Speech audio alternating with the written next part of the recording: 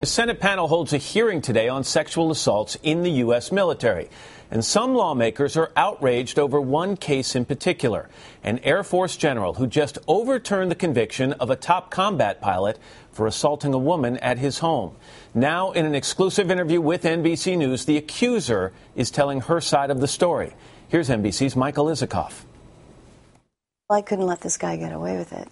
Kimberly Hanks is speaking out for the first time about testifying last year that she was sexually assaulted by Air Force Lieutenant Colonel James Wilkerson, a F-16 combat pilot at Aviano Air Base in Italy.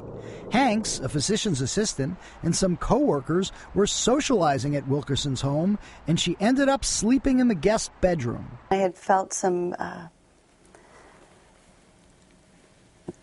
discomfort.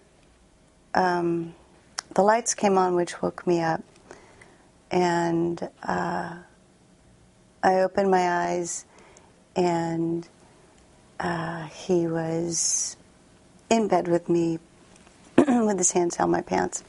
A military jury believed her.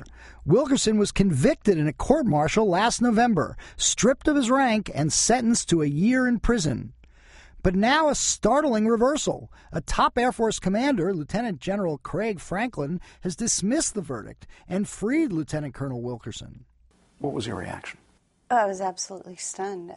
It looks to me like he is protecting one of his own. General Franklin never attended the trial, but after a thorough review of the entire record and related materials, concluded there was insufficient evidence to support a finding of guilt beyond a reasonable doubt, a spokesman said. The decision is creating an uproar on Capitol Hill, where members say it sends precisely the wrong message to a military suffering an epidemic of sexual assaults. I question now whether that unit that man returns to, whether there's any chance a woman who is sexually assaulted in that unit would ever say a word. Because what that general just said is that jury's decision didn't matter. Now lawmakers are pressing to strip a military commander's authority to overturn jury verdicts.